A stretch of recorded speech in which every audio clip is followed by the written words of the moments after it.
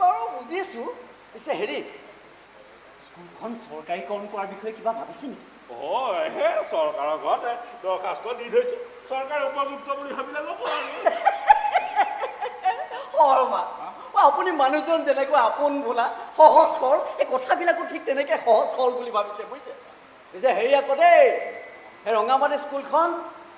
সেইখন আকৌ আপোনাৰ স্কুলৰ পিছতহে প্ৰতিষ্ঠা হোৱা সেইখন কিন্তু চৰকাৰে ল'লে শুনিছোঁ কথাটো সময় মোৰ মানে শিক্ষা বিভাগত দুজনমান মানুহ চিনাকি আছে আপুনি কয় যদি চেষ্টা এটা কৰি চাব পাৰোঁ সেই মহন্ত চাওক আপুনি আমাৰ গাঁওখনৰ একমাত্ৰ স্কুলখনৰ উন্নতিৰ কথা লৈ পেলাই আপুনি মোৰ ঘৰলৈ আহিছে মই নথৈ আনন্দ পাইছোঁ আপুনি কথা পাতক কিন্তু এটা কথা কি মানে ধৰক কথাটো অলপ মানে ভিতৰুৱাটো গতিকে মানে তেওঁলোকে কিবা কিবি অলপ বিচাৰিব পাৰে আৰু মানে ধৰক তেওঁলোকে স্কুলখন চৰকাৰীকৰণ কৰিব নোৱাৰিলেও কৰি দিব সেইটো ঠিক খালি তাৰ বিনিময়ত তেওঁলোকে মানে কিবা হ'ব পাৰোঁ মই ঠিক বুজা নাই মানে ধৰক পাবলগীয়া এখনক পাবলগীয়া কৰিবলৈতো কিবা কিবি ব্যৱস্থা কৰিবই লাগিব আৰু কথাটো হ'ল কি মই যদি এই বিষয়ে আপোনাক চেষ্টা কৰিব লাগে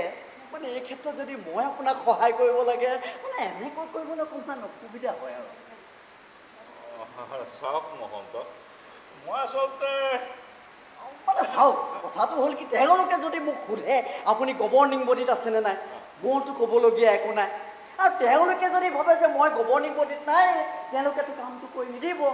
কাৰণ তেওঁলোকেতো মোৰ খাতিৰতে কামটো কৰি দিম বুলি গাত ল'ব বুজিছোঁ চাওক মহন্ত মই কিন্তু পইচা খুৱাই পেলাই স্কুল চৰকাৰীকৰণ কৰাৰ ক্ষেত্ৰত নোৱাৰোঁ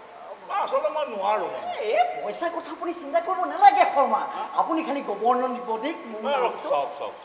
স্কুলখনৰ ইতিমধ্যে এখন গভৰ্ণিং বডী আছেই তাত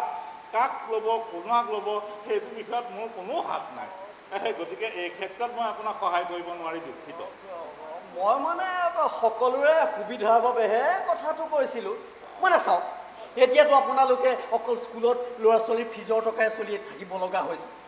ল'ৰা ছোৱালীও কম গতিকে ফিজো কম গতিকে 3জন শিক্ষক সেই ফিজে চলি থকাটো কিমান কষ্টকৰ মইতো অনুধাৱন কৰিব পাৰিছোঁ স্কুলখন চৰকাৰীকৰণ হোৱা হ'লে সেই সকলোবিলাক সুবিধা ময়ে যদি সুবিধাবাদী হওঁ তেনেহ'লে মই আমাক কি শিক্ষা দিম এই শৰ্মা এই আপোনাক কিমান খোলা খুলিকৈ বুজোৱাৰ পিছতো আপুনি যদি এনেকুৱা আকুৰ গোজ হৈ থাকে মোৰ আৰু উপায় নাই দেই আকুৰ গোজ নহয় মহন্ত এয়া মোৰ নীতি আদৰ্শৰ কথা যাক মই সময় সাপেক্ষে সলাই থাকিব নোৱাৰোঁ শৰ্মা চাওক এই নীতি আদৰ্শ এই কথাবিলাক আজিকালি পাঠ্যপুথিতে পঢ়িবলৈ ভাল বুজিছে বাস্তৱ জীৱনত এইবিলাকৰ কোনো অৰ্থ নাই বাৰু মই আহোঁ তেনেহ'লে ভাল বাৰু আহোঁ